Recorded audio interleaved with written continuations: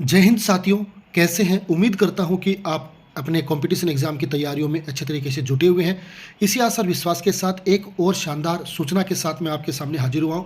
निश्चित रूप से एक बड़ी भर्ती है जो आपके सपनों को साकार कर सकती है। उसी से रिलेटेड आज का जो सेशन है वो होने वाला है और आज के सेशन में अपन बात करेंगे अपने जो केंद्र सरकार की एक महत्वपूर्ण जो विभाग है, डाक विभाग, पोस्ट डिपार्टमेंट, यानी पोस्ट डिपार्टमेंट में ग्रामीण डाक सेवक की जो वैकेंसी आई हुई है और जिसकी योग्यता मात्र और मात्र 10वीं पास रखी गई है।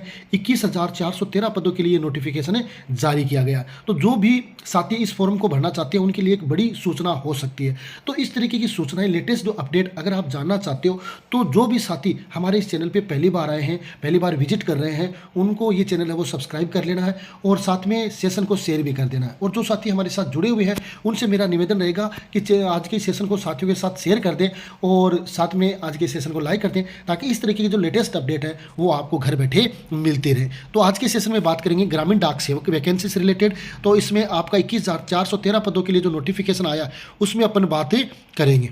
अब उसमें अपन सबसे पहले बात करेंगे कि ये नोटिफिकेशन में क्या है कि आपका जो भारतीय डाक विभाग है जिसको जीडीएस में पदों के लिए ये नोटिफिकेशन जारी किया गया, जिसमें ग्रामीण डाक सेवक, जो इसे अपन पोस्ट मास्टर कहते हैं ना, जो अपने डाक, जो जितने भी अपनी डाक आती है उनका वितरण करते हैं, उनके लिए आपके 21,413 पदों के लिए नोटिफिकेशन आया। और ये फॉर्म है जिनकी क्वालिफिकेशन है वो 10th पास है और साथ में आयु को भी वो पूरी करते हैं, तो उनको ये फॉर्म जरूर भरना चाहिए। इसकी जो ऑनलाइन आवेदन करने की तिथि है वो स्टार्ट हो चुकी है, यानी आप 10 फरवरी से लेकर 3 मार्च 2025 तक इस फॉर्म को आप ऑनलाइन कर सकते हैं, घर बैठे कर सकते हैं या किसी ई मित्र के माध्यम से कर सकते हैं। तो सबसे पहले अपने को ये ध्यान रखना है कि इसकी जो अंतिम तिथि है वो 3 मार्च 2025 है, वो रहने वाली है। ठीक है साथियों, इसके अलावा और क्या क्या जानकारियां 21,413 पोस्टों से रिलेटेड, तो उस पर भी अपन बातें करेंगे। देखो आगे क्या रखा है, कौन से स्टेट में कितनी है, क्योंकि इसमें एक सीधा सा नियम ये है कि आपने जिस स्टेट के लिए चयन किया आपकी पोस्टिंग उसी स्टेट में होगी, है ना, अदर आप स्टेट में नहीं जा सकते। देखो इसमें क्या है कि भारतीय डाक विभाग में जीडीएस है उसके 21,413 पदों के लिए विज्ञापन आया है, जिसमें उत्तर प्रदेश के लिए आपके 3,004 है, उत्तराखंड के लिए 568 है, वेस्ट बंगाल के लिए 869 है, बिहार के लिए 783 है, छत्तीसगढ़ के लिए 638 है, गुजरात के लिए 1203 है, मध्य प्रदेश के लिए 1314 पद है। यानी अदर जो आपके जितने भी स्टेट है उन स्टेटों के अकॉर्डिंग है वो इसमें ये पद है वो दे रखे हैं। साथ में ये भी ध्यान रखना क्योंकि सभी राज्यों के लिए पद है वो अलग अलग रखे गए हैं। अभ्यर्थी राज्य के अनुसार पदों की कैटेगरी वाइज संख्या के आधार पर है वो अपना नोटिफिकेशन है वो चेक कर सकता है आप कौन से स्टेट से फॉर्म भरना चाहते हैं। यानी जिस स्टेट में, सीधा सा एक रूल होता है कि जिस स्टेट में पोस्ट ज़्यादा होंगी तो वहाँ पर आवेदन भी ज़्यादा आएंगे, क्योंकि हर का ये सपना होता है कि यहाँ पर मेरिट कम जा सकती है, क्योंकि तैयारी करते तो हर बच्चे के थोड़ा सा इस बात में थोड़ा सा विश्वास रहता है कि अगर ज़्यादा पोस्ट में मैं फॉर्म भरूंगा तो निश्चित रूप से मेरा सिलेक्शन हो जाएगा। तो ये कैटेगरी वाइज दे रखी है। उसका अगर आप विस्तृत नोटिफिकेशन चाहते हो तो आप हमारे टेलीग्राम चैनल और व्हाट्सअप चैनल को ज्वाइन कर लीजिए, दोनों के लिंक आपको वीडियो के डिस्क्रिप्शन में मिल जाएंगे, है ना। वहाँ पर ये जो डिटेल एडवर्टाइजमेंट है वो आपको मिल जाएगा, उसको आप आराम से पढ़ सकते हो और उसका जो भी जानकारी है वो आप अपने लिए सिक्योर रख सकते हो। ठीक है, तो ये हो गई अपने स्टेट वाइज जो पद है उनका नोटिफिकेशन।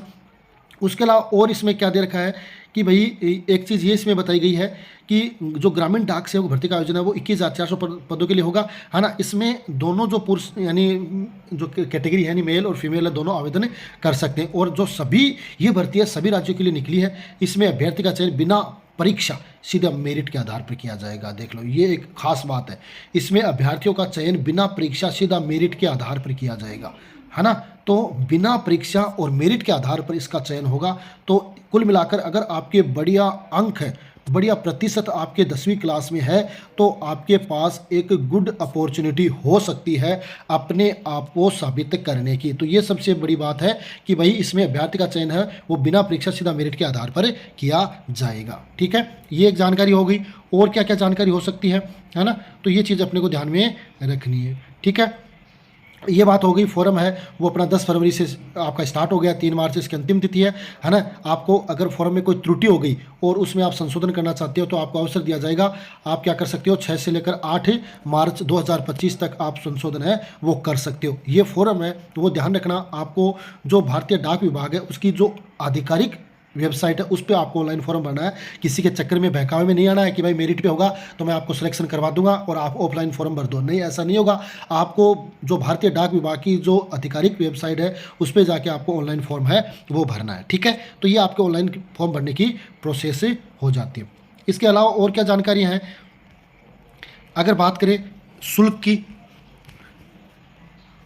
फीस की बात करें कि भाई फीस क्या रहने वाली है, तो उसके बारे में भी अपन थोड़ा सा देख लेते हैं, है ना। भारतीय ग्राम डाक सेवक भर्ती आवेदन की जो शुल्क है वो आपके जो डाक सेवक सामान्य है, वो ओबीसी है, आपका ईडब्ल्यूएस है, उनके लिए 100 रुपये रखा गया है। यानी कुल मिलाकर अपन बात करें जनरल है, ओबीसी है और ईडब्ल्यूएस है, उनके लिए 100 रुपये है।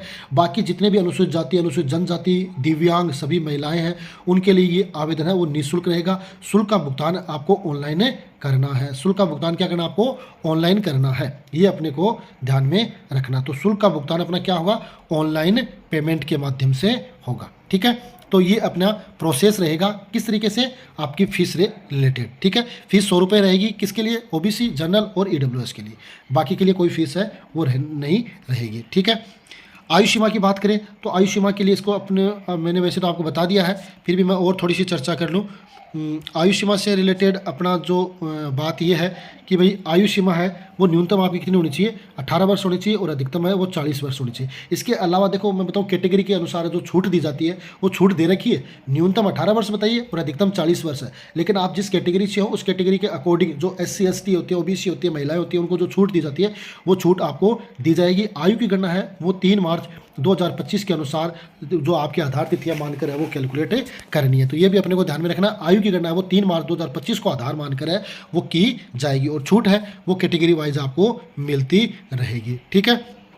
ये चीज़ अपने को ध्यान में रखनी। अब जो ग्रामीण डाक सेवक है उसकी भर्ती, वो तो बात होगी भाई 10वीं पास होनी चाहिए। साथ में अपने को ये ध्यान रखना कि जो उसे सामान्य जो लैंग्वेज है उसकी जानकारी होनी चाहिए। यानी जिस क्षेत्र में वो उसकी पोस्टिंग है वहाँ की अगर भाषा उसको आती है तो वहाँ पर जो भी डाक आएंगी उनको देने में किसी प्रकार की कोई दिक्कतें नहीं होगी। तो ये मुख्य रूप से जो शैक्षणिक योग्यता है वो 10th क्लास ही है, वो इसमें रखी गई है। चयन का प्रकार है वो किस तरीके से होगा तो वो भी अपन देख लेते हैं। चयन का प्रकार है, भारतीय ग्रामीण डाक से भर्ती का चयन है वो लिखित परीक्षा का आयोजन है वो नहीं किया जाएगा। ये एक बात क्लियर होगी, बिना एग्जाम होगी तो लिखित परीक्षा का आयोजन नहीं किया जाएगा। इस भर्ती में आवेदकों का चयन है वो सीधे 10वीं कक्षा की मेरिट के आधार पर किया जाएगा और उसके बाद डॉक्यूमेंट वेरिफिकेशन और मेडिकल होगा। तो ये चीज़ अपने लिए खास है कि भाई 10वीं कक्षा की जो आपकी मेरिट है उसके आधार पर आपका चयन होगा। एग्जाम किसी भी प्रकार की इसमें नहीं होगी। एग्जाम नहीं होगी तो इसका मतलब जिसके बढ़िया परसेंट है 10वीं क्लास में उसका चयन होने की पूरी संभावना इसमें है। तो ये अपने लिए एक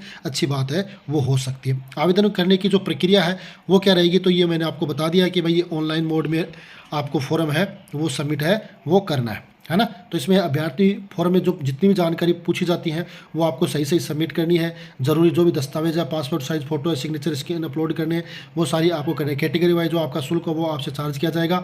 फाइनल सबमिट करने के बाद जो आपका प्रिंट आउट है वो आप अपने पास रख लोगे और भविष्य में जब आपका चयन हो जाएगा तो उस समय आपको ये जो प्रिंट है वो जमा कराना पड़ेगा। ऑफलाइन है वो आपका किसी भी प्रकार से स्वीकार नहीं किया जाएगा। ये हमेशा ध्यान रखना, अपने को ऑनलाइन है वो ही फॉर्म है वो भरना है, ठीक है। ये सामान्य जानकारियाँ हो गई हैं।